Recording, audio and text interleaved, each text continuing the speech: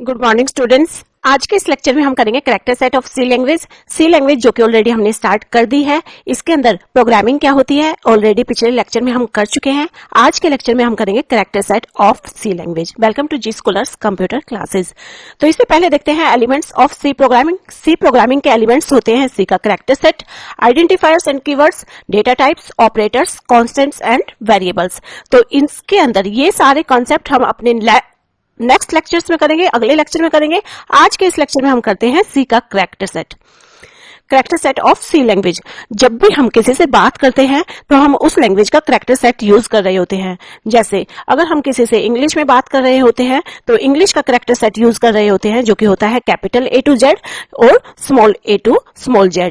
जब हम किसी से हिंदी में बात कर रहे होते हैं तो हिंदी का कैरेक्टर सेट यूज कर रहे होते हैं जो कि होता है ए, आ या फिर कै, खे, गे आदि। और जब हम किसी से सी लैंग्वेज में बात कर रहे होते हैं यानी सी लैंग्वेज के अंदर प्रोग्राम्स लिख रहे होते हैं तो हम सी का कैरेक्टर सेट यूज कर रहे होते हैं जिसमें आता है letters, digits, special symbols and white space characters. Special symbols then white space characters. अब लेटर्स के अंदर होता है capital A to capital Z and small a to small z। Digits में आता है 0 to 9। स्पेशल सिंबल्स में होता है जो भी स्पेशल सिंबल हमारे कीबोर्ड के अंदर होते हैं like plus, minus, multiply, divide and this is reminder. Next is comma, dot, semi, this is colon, semicolon and single quote and double quotes. Opening brackets, opening and closing braces and opening and closing square brackets. Less than, equal, assignment भी बोलते हैं इसको, greater than, address, ampersand sign भी बोलते हैं इसको, not and this is hash. Next is power operator, question mark, complement, hash, underscore and this is note. Okay students, तो ये हैं सारे स्पेशल सिंबल। इसके अलावा हम यूज करते हैं वाइट स्पेस कैरेक्टर्स और इसके अंदर आता है blank space, tab, carries return, escape sequences, escape sequences. और ये जो एस्केप सीक्वेंसेस होती हैं ये इस कैरेक्टर से स्टार्ट होती हैं लाइक /n। तो इसका मतलब होता है नेक्स्ट लाइन। तो इस तरीके से स्लैश से स्टार्ट होती है लाइक /t। इसका मतलब होता है टैब। तो ये सब क्या होता है? इसके अलावा होते हैं form feed and new line. New line तो इसको ही कहते हैं। तो ये सब क्या होते हैं? ये सब हम प्रोग्राम्स के अंदर अच्छे से देख लेंगे। तो ये था character set of C language.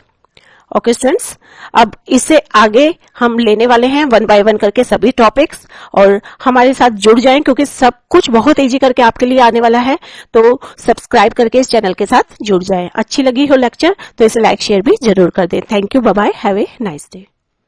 Good morning students. आज के इस लेक्चर में हम करेंगे keywords and identifiers. Most important topic है एग्जाम पॉइंट ऑफ व्यू से। जनरली छोटे क्वेश्चंस में इसे पूछा जाता है। Welcome to G scholars computers classes. तो देखते हैं कीवर्ड्स एंड आइडेंटिफायर्स। सबसे पहले लेते हैं keywords. Keywords are reserved words which have predefined meanings. Keywords ऐसे वर्ड्स हैं जिनके मीनिंग को रिजर्व किया हुआ है, जिनके मीनिंग को ऑलरेडी डिफाइन कर दिया गया है। तो जिस भी पर्पज के लिए इन्हें डिफाइन किया गया है उसी पर्पज के लिए ही हम इन्हें सिर्फ यूज कर सकते हैं।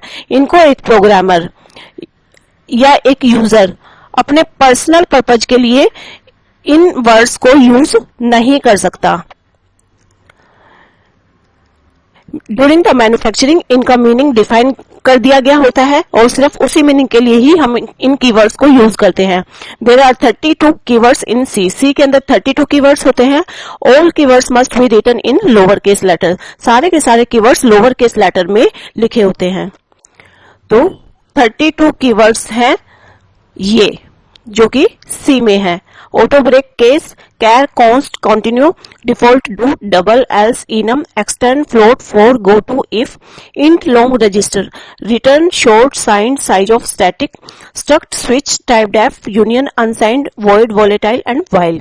तो इनका मीनिंग ऑलरेडी हमारे मैन्युफैक्चरर के थ्रू डिफाइन कर दिया गया है।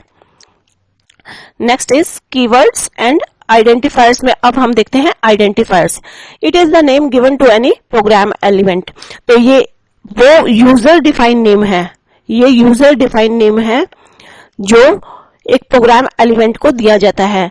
तो प्रोग्राम के एलिमेंट हो सकते हैं वेरिएबल, कोई भी वेरिएबल को अगर हमने यूजर डिफाइन नेम देना है, या किसी फंक्शन को, या एरे को, या स्ट्रक्चर को, या फिर यूनियन को।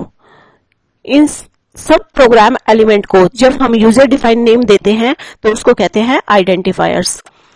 Next is rules to naming an identifier. जब भी हम आइडेंटिफायर का नेम दें तो उसके लिए हमें कुछ रूल्स फॉलो करने होंगे, और रूल्स हैं letters, digits, underscore are allowed. तो ये जो नेम है प्रोग्राम एलिमेंट को जब भी हम नेम दें तो उसके अंदर हम लेटर्स दे सकते हैं A to Z, डिजिट्स दे सकते हैं 0 to 9, और सिर्फ अंडरस्कोर साइन अलाउड है।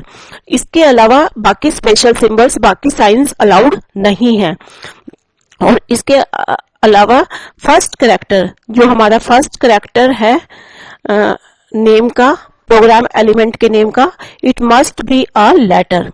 पहला कैरेक्टर जो है वो लेटर ही होना चाहिए, पहला कैरेक्टर। उसके अलावा लेटर, डिजिट्स और अंडरस्कोर साइंस हो सकते हैं।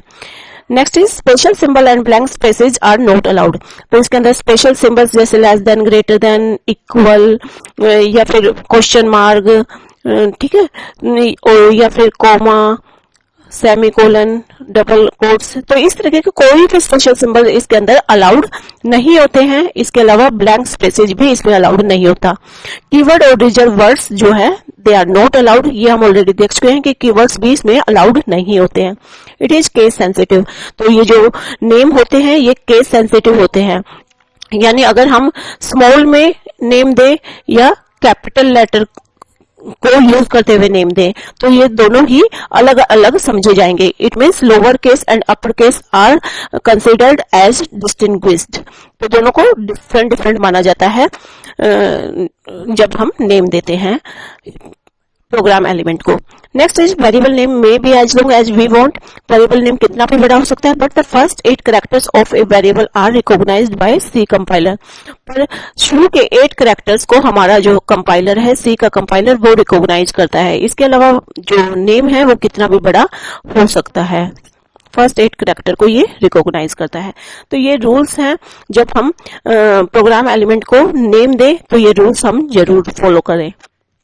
Next is valid oblique invalid identifiers. अब कुछ आइडेंटिफायर्स के एग्जांपल्स हम ले लेते हैं और इसमें हम देखते हैं कि ये वैलिड है या इनवैलिड। सपोज हम रेडियस नेम दे रहे हैं तो ये वैलिड है, यस इट इज वैलिड। इसमें फर्स्ट कैरेक्टर लेटर ही है और जो है सारे लेटर्स हैं, तो ये वैलिड है। इंट, क्या ये वैलिड है? नहीं, ये वैलिड नहीं है क्योंकि ये कीवर्ड है। सिक्स्थ, क्या ये वैलिड है? ये भी वैलिड नहीं है क्योंकि इसमें फर्स्ट कैरेक्टर लेटर नहीं है। नेक्स्ट इज, क्या ये वैलिड है? Yes it is valid, first character letter है और सब लेटर्स हैं, ठीक है।